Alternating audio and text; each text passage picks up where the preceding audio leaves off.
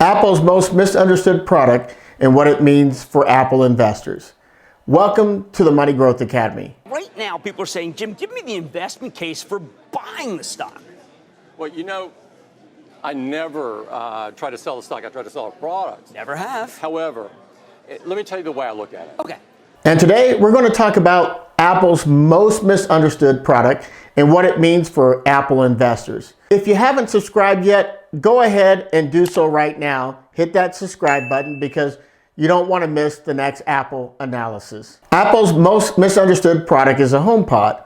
And when you try to talk to most people about it, well, they kind of squinch up their face and kind of in disgust.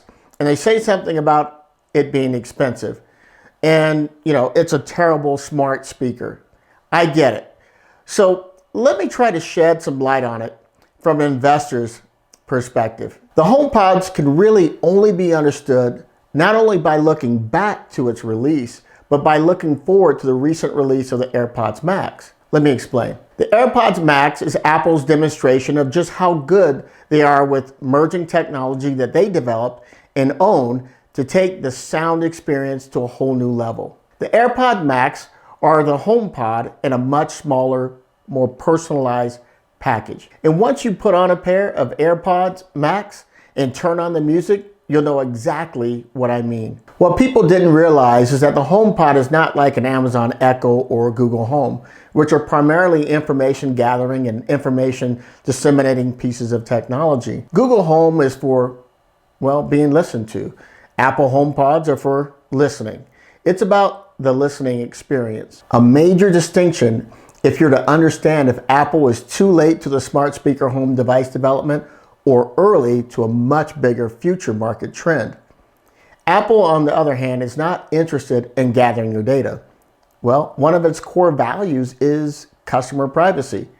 Google, on the other hand, like Facebook, has monetized quite successfully gathering, using, and selling customer data, and their smart home devices are great tools for gathering that information from you. Let me put my next point in context. Amazon releases the Echo for $230. It's a device-connected, voice-controlled, intelligent personal assistant service Alexa, and it was an immediate tech hit. Using voice command, it answers questions, it researches the internet, streams music, and allows you to command smart home devices. Now roll forward, and Google releases the Google Home smart speaker for $129 that does nearly everything the Echo does, but for a little less and backed by the world's best search engine. Google would begin selling their hockey puck style mini for about $30. Now fast forward to February 2018, and Apple announces the new HomePod at a premium price of $349. And guess what? The consumer market and the press, except for the hardcore Apple fans, erupted with disappointment. Is this story starting to sound familiar, like really recent?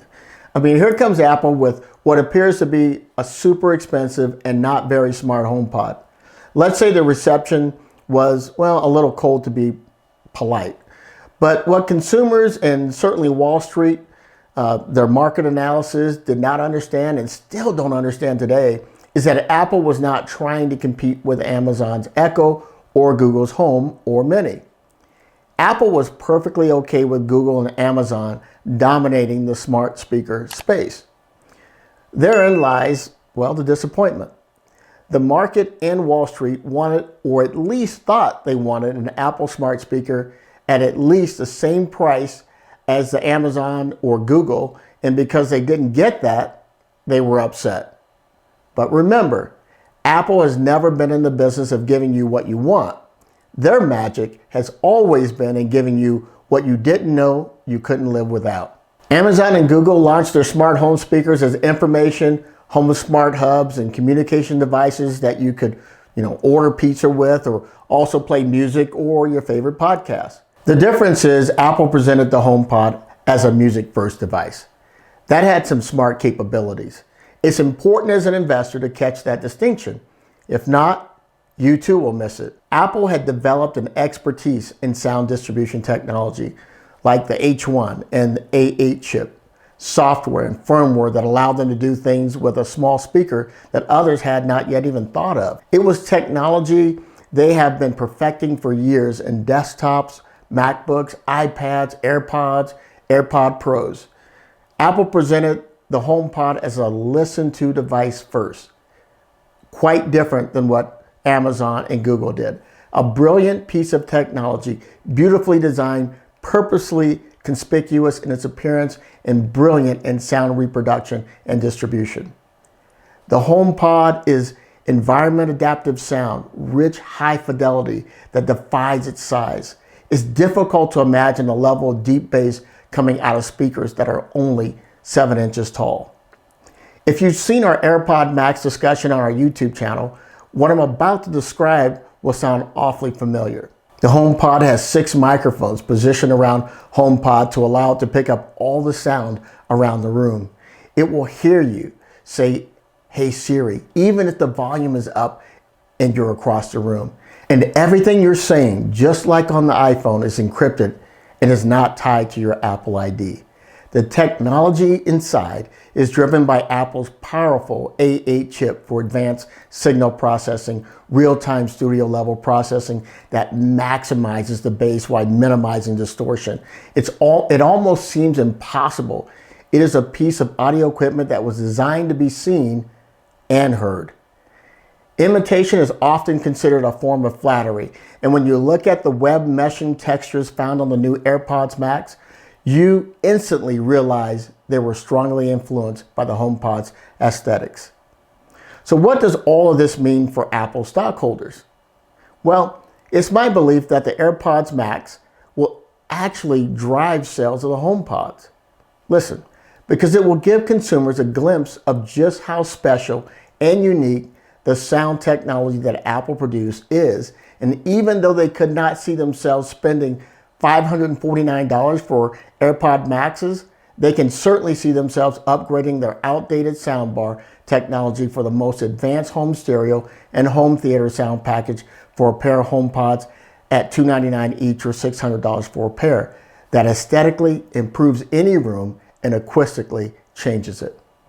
According to data provided by various analysts, global revenue from soundbar worldwide sales are projected to grow from $4.5 billion in 2017 to over $7 billion in 2022. Soundbar sales surpassed $5 billion in 2019. According to other analysts, it's poised at a compounded average growth rate of 3.5% a year between 2020 and 2026.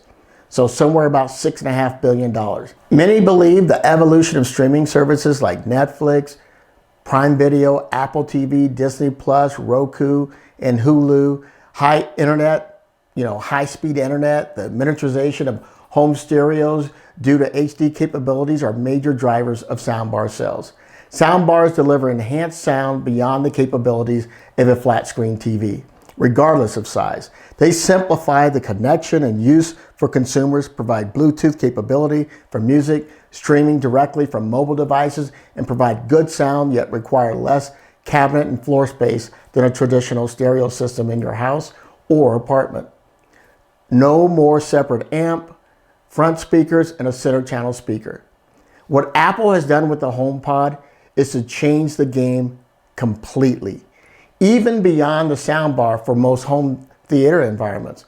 HomePods go one step further than the soundbar. It eliminates the need for rear speakers and only has one cable. That's the plug. And because Apple created the hardware and the software for the HomePod, when connected to the Apple TV, they both work together brilliantly. Let's get down to some other detail here. Apple is focused on 3 core areas. Listen to Tim Cook explain them during an interview with Mad Money's Jim Cramer back in 2018. Tim, you know I always say, own it, don't trade it.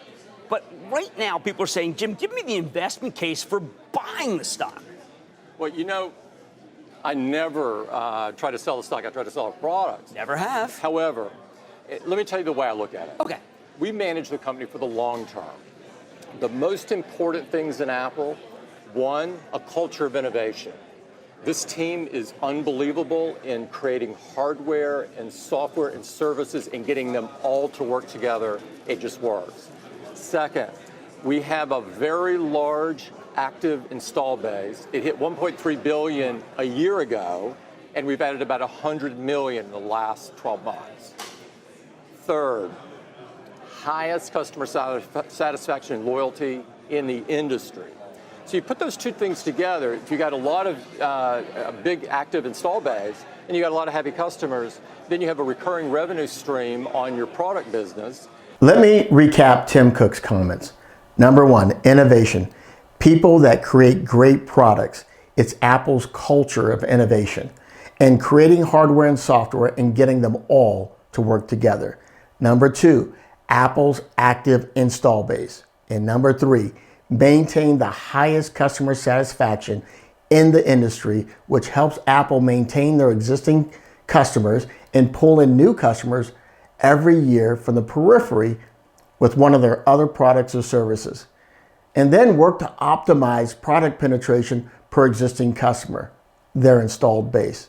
And then Tim Cook mentioned that 2 and 3 work together to create a recurring revenue stream on their product business. And because of the ecosystem Apple built that includes developers, App Store for distribution, a services business that generated a little over $7 billion in 2010 and has grown to over $46 billion in 2019 with gross margins nearing 64%, approaching double its 32% gross margin of its product sector.